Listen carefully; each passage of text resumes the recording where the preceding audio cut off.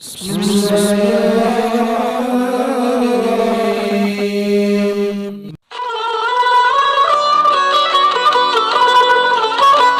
Selamat datang di channel Syuren. Jangan lupa di like, share, dan subscribe. Gratis kok. Assalamualaikum warahmatullahi wabarakatuh. Bismillahirrahmanirrahim. Alhamdulillahilladzi waffaqa man yasha'a min ibadihi li'ada'i afdhalit ta'at wa iktisabi akmalis sa'adat. Wa ashhadu an la ilaha illallahul muttasifu bi jami'il kamalat. Wa ashhadu anna sayyidana Muhammadan abduhu wa rasuluhu afdalul makhluqat. Sallallahu wasallam alaihi wa ala alihi wa ashabihil anjumin nayyirat. Salatan wa salaman daimaini ma damatil ardu was samawat. Amma ba'du. Kembali kita memuji Allah Subhanahu wa taala dengan ucapan alhamdulillahirabbil alamin. Salawat kepada Rasulullah sallallahu alaihi wasallam dengan lafaz Allahumma shalli ala sayyidina Muhammad wa ala ali sayyidina Muhammad. Kali ini kita lanjutkan bahasan kita di dalam kitab Sabilul Muhtadin yang dikarang oleh Asy-Syaikh Muhammad Arsyad bin Abdullah Al-Banjari mengenai tentang rukun puasa. Adapun rukun puasa yang kedua adalah imsaku 'anil muftirat. Artinya menahani dirinya daripada segala perkara yang membatalkan puasa. Maka setengah daripada yang membatalkan puasa itu jima', yaitu jima' dengan memasukkan sekalian hasyafah, zakar atau qadar hasyafah. Jima' memasukkan hasyafah zakar atau sekadar atau hasyafah, qadar hasyafah pada zakar yang terpotong atau terputus ke dalam faraj. Itu yang dimaksud dengan jima' yang dapat membatalkan puasa kita. Kemudian sedikit agak kita lewatkan karena bahasan ini memang sedikit agak mendalam, yaitu jikalau dubur manusia atau lainnya sekalipun maka batallah puasa dengan yang demikian itu. Jikalau tiada inzal sekalipun, artinya tiada keluar maninya, dengan syarat jika tahu ia akan haramnya perbuatan itu dan disengajanya lagi dengan ikhtiarnya, lagi ada ia wadih, yakni bukan ia khunsa yang muskil. Khunsa muskil artinya memiliki dua kelamin yang mungkin bisa berfungsi kedua alat kelaminnya itu. Adapun jika ada ia jahil akan haramnya sebab baru masuk Islam atau dia baru masuk ke dalam Islam, atau ada ia jadi daripada tempat yang jauh daripada ulama, artinya dia tidak mengerti tentang hal itu karena jauh dari ulama yang mengerti tentang agama, atau jima' ia dengan lupanya. Dia berjima' tapi dia lupa, rupanya bulan Ramadan, atau diguguhi orang akan dia, tiadalah batal puasanya dengan itu atau dengan dia. Dan demikian lagi tiada batal. Ingat, tidak batal atau tiada batal puasanya jika ada ia khunsa muskil, sama ada dimasukkannya zakarnya kepada kubul samanya khunsa, atau duburnya, atau kepada kubul perempuan, atau kepada dubur laki-laki, melainkan jika wajib atasnya mandi seperti bahwa diyakinkan keadaannya yang mewati atau yang diwati, maka batallah puasanya. Dan demikian lagi batal puasa, ya, batal puasa khunsa jika diwati akan dia oleh laki-laki pada duburnya. Jadi batal puasa khunsa tadi jika dia diwati.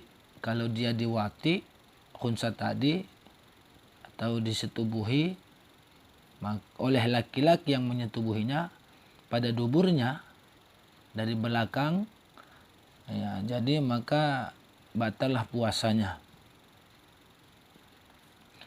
Puasa siapa yang batal? Puasa khunsa tadi yang diwati tadi. Adapun jika diwatinya akan dia pada kubulnya, maka tiada batal. Kalau dia dari dubur, dia batal. Dia batal. Tapi jika diwatinya akan dia pada kubulnya, maka tiada batal puasanya dengan watiknya itu. Nah, tetapi batal puasanya pada pihak memasukkan ain pada rongganya.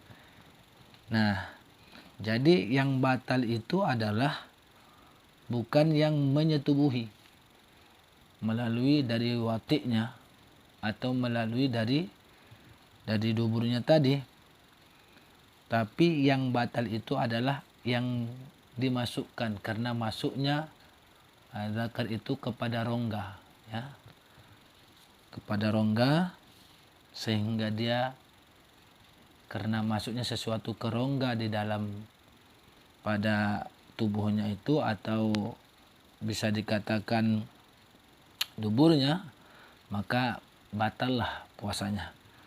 Ya, kita ulang lagi, tetapi batal puasanya pada pihak memasukkan ain pada rongganya, karena rongga tadi, rongga itu masuknya sesuatu kepada rongganya, maka jadi batal. Baik pendengar yang dimuliakan oleh Allah Subhanahu wa taala, dan setengah daripada membatalkan puasa lagi mengeluarkan mani.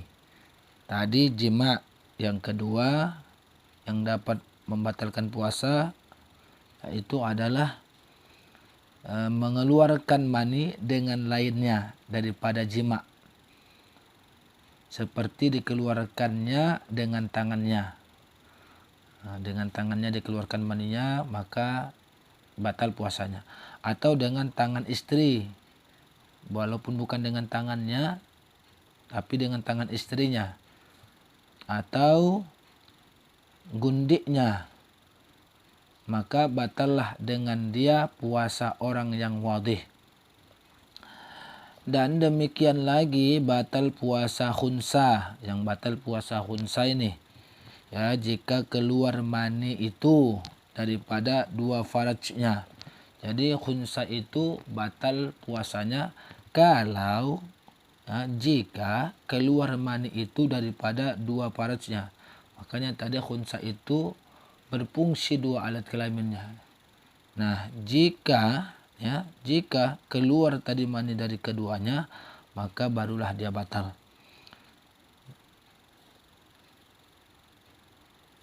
Dengan syarat jika tahu ia akan haramnya, lagi dengan disengaja dan dengan ikhtiarnya, bersalahan jika jahil, tidak tahu, bodoh, ya, akan haramnya dengan uzur, seperti ada ia baru masuk Islam, atau jadi jauh dia dari ulama, ya, atau keluarganya dengan lupa, atau dikeluarganya dengan lupa,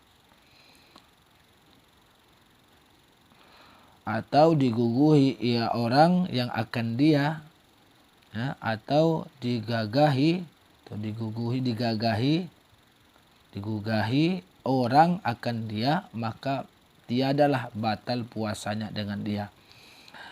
Nah, dan demikian lagi batal puasa dengan inzal, keluar mani.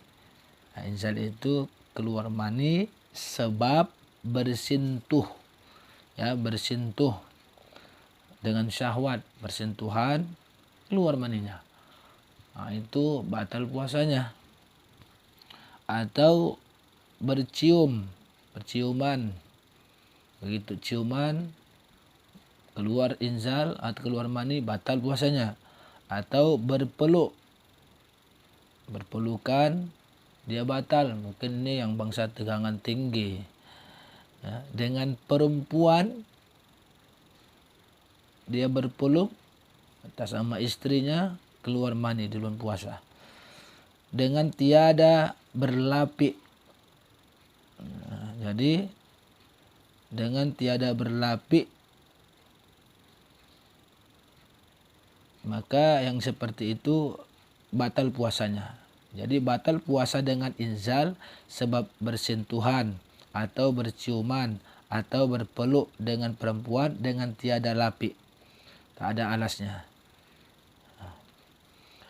Tetapi tiada batal puasa sebab keluar madhi, ya. Jadi kalau madhi yang keluar itu tiada batal puasanya, bersalahan bagi madhab Imam Malik, ya. Kalau Imam Malik tidak batal, ya. Kalau tiada batal puasa dengan inzal, tetapi tiada batal puasa sebab keluar madhi. Tidak batal kalau madhi keluar, tetapi Imam Malik di sini bersalahan bagi madhab Imam Malik. Madhab Imam Malik yaitu kalau madhi bisa membatalkan puasa. Dan demikian lagi tiada batal puasa. Tidak batal ini puasanya dengan inzal. Sebabnya apa? Sebabnya bersentuh dengan laki-laki. Kalau bersentuh dengan laki-laki, ya, tiada batal puasanya kalau keluar maninya. Ini bisa keluar mani hanya sekadar bersentuh dengan laki-laki, tapi itu tidak batal. Yang murad tetapi siogianya diqodonya lah puasanya. Karena yang demikian itu supaya keluar ia daripada khilaf. Jadi sebaiknya tetap diqodo, mana tahu, ya, bisa keluar inzal atau keluar maninya dengan sebab, ya, bersentuhan dengan laki-laki. Mungkin terlalu tampan ini laki-lakinya ini, atau mungkin seperti wanita. Tahu juga, ya, kalau kita katakan bencong itu sebenarnya laki-laki, bukan khunsa. Tiba-tiba, ya, dipeluknya saat puasa, keluar maninya, maka itu, ya, tidak batal, tetapi siogianya diqodoknya agar supaya keluar dari khilaf. Masalah jika menggaruk-garuk seseorang itu menggaruk-garuk akan, ya, kemaluannya, zakarnya, digaruk-garuknya mungkin gatal, lalu karena sangat gatal tadi atau barang yang sebagainya, maka lalu ia inzal, keluar maninya, tiadalah batal puasanya. Digaru-garunya, ya, saking gatalnya rupanya keluar. Jadi yang seperti itu tiada batal puasanya. Kata Syekh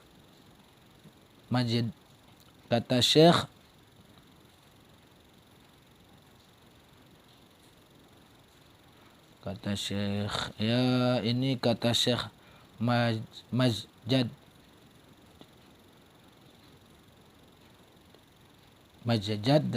ya. Dan demikian lagi tiada batal puasanya dengan inzal, ya, dengan inzal sebab tergaru zakarnya dengan pelana kudanya tatkala mengendarai kudanya itu atau mengendarai kudanya.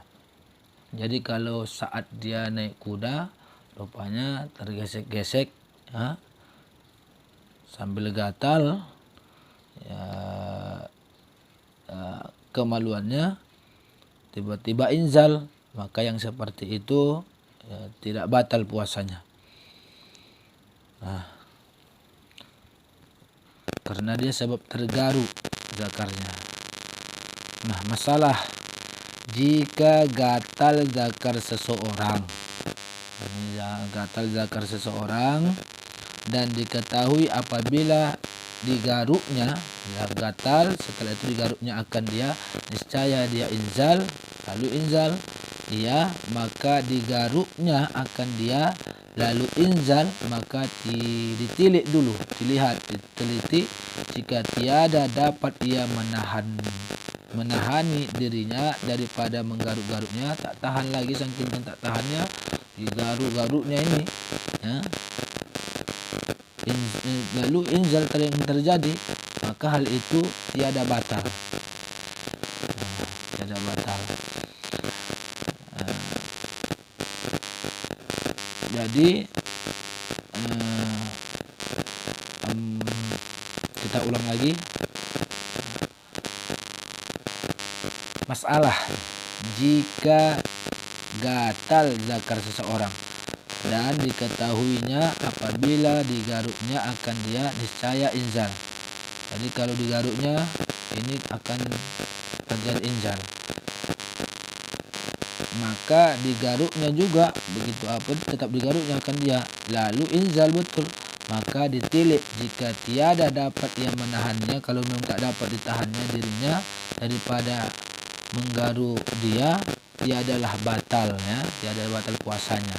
Jadi itu kita sebutkan tadi tidak batal, dan jika dapat yang demikian itu maka batallah puasanya. Dan jika maksudnya jika dapat menahan maksudnya. Nah, tadi tidak dapat menahannya. Ini jikanya dapatnya dia menahannya, tiba-tiba dilakukannya, digaruknya keluar. Jadi kita lihat kalau memang sudah tak tahan lagi karena tidak dapat lagi menahan gatalnya itu, digaruknya keluar sampai inzal, itu tidak batal. Tapi kalau bisa lagi dia tahan, tetap digaruknya juga keluar, itu baru batal puasanya. Dan demikian lagi tiada batal puasa sebab ihtilam. Ini yang ketiga tadi jima, masuknya hasyafah zakar. Yang kedua tadi mengeluarkan mani. Yang ketiga yaitu adalah sebab ihtilam. Demikian lagi tiada batal puasa dengan inzal sebab menyentuh faraj binatang. Jadi keluar maninya, inzal dia ya, menyentuh binatang, maka yang seperti itu tidak batal. Atau inzal dengan menghayal, berpikir dia rupanya keluar apa yang dihayalkan, yang kotor mungkin, lalu inzal dia, dan ditiliknya, direnunginya ya, dan menyentuh perempuan atau dia sentuh perempuan dengan berlapik dia sentuh, maka hal seperti itu tidak batal. Dan jika ya, tipis lapik itu sekalipun, umpamanya lapiknya tipis, disentuhnya perempuan, inzal, ya, maka tidak batal puasanya walaupun tipis tadi ya, lapiknya tadi sekalipun. Dan jika berulang-ulang yang tiga itu dengan syahwat sekalipun, walaupun sekalinya yang dilakukan itu dengan syahwat yang dia lakukan tadi, seperti apa tadi? Ya, seperti menyentuh faraj binatang. Yang kedua berpikir ataupun menilik, menghayal. Yang ketiga tadi menyentuh perempuan sekalipun dengan syahwat katanya, maka itu tidak batal karena ketiadaan mubasyarah langsung seperti ihtilam. Jadi samakan dengan ihtilam juga, tidak langsung, tidak mubasyarah, dia keadaannya mubasyarah seperti ihtilam. Tetapi haram mengulang-ulangi dia. Jangan dilakukan seperti itu. Pikir-pikirkannya lagi, diulanginya, dibuatnya lagi. Yang besok dibuatnya lagi. Orang tidak haram untuk memuaskan nafsunya. Karena tidak batal tadi puasanya, diulang-ulanginya. Itu mengulang-ulanginya haram. Nah, dan jika tiada inzal sekalipun, walaupun dipikirkannya, besok dibuatnya lagi, besoknya dilakukannya lagi, besok dipikirkannya dan nunggunya lagi, ataupun disentuhnya ya dengan lapik, perbuatan itu haram. Ya. Jadi dihukumkan dia kepada perbuatan yang haram, walaupun tidak inzal. Walaupun tidak inzal sekalipun. Demikianlah kata Asnawi. Ya. Nah, dan kata Zarqashi, tiada haram mengulang-ulangi dia. Ini lagi tiada pula haram mengulang-ulangi dia, melainkan jika inzal ia. Jadi itu tidak haram mengulang-ulanginya. Jadi syaratnya mengatakan bahwa jika dia inzal saja, sukat inzal baru dia jatuh haramnya. Dan demikian lagi haram atas yang mencium ya perempuan atau menyentuh dia perempuan pada mulutnya atau lainnya, jika kuasa ia menahani dirinya daripada jima atau inzal, karena yang demikian itu membawa kepada membinasakan ibadah. Dan jika kuasa ia menahan dirinya daripada yang demikian itu, maka tiadalah haram atasnya mencium dan menyentuh, tetapi terutama dengan dia meninggalkan dia. Jadi lebih bagus meninggalkan hal itu. Ya. Jadi dan demikian lagi haram atas yang mencium perempuan atau menyentuhnya pada mulutnya atau lainnya, jika kuasa ia menahan dirinya daripada jima atau inzal, karena yang demikian itu membawa kepada membinasakan ibadah. Dan jika kuasa ia menahani dirinya daripada yang demikian itu, maka tiadalah haram atasnya mencium dan menyentuh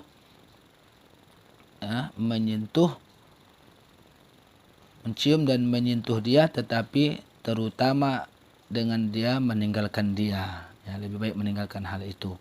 Dan demikian lagi tiada batal puasa. Ya, tiada batal puasa. Puasa siapa? Dengan yang inzal tadi. Tiada batal puasa dengan inzal, keluar mani. Sebab apa? Sebab menyentuh barang yang tiada membatalkan wudhu. Ya, sesuatu yang tiada membatalkan wudhu itu tidak batal puasanya. Seperti menyentuh anggota perempuan, ya, menyentuh anggota perempuan yang bercerai, ya, bercerai.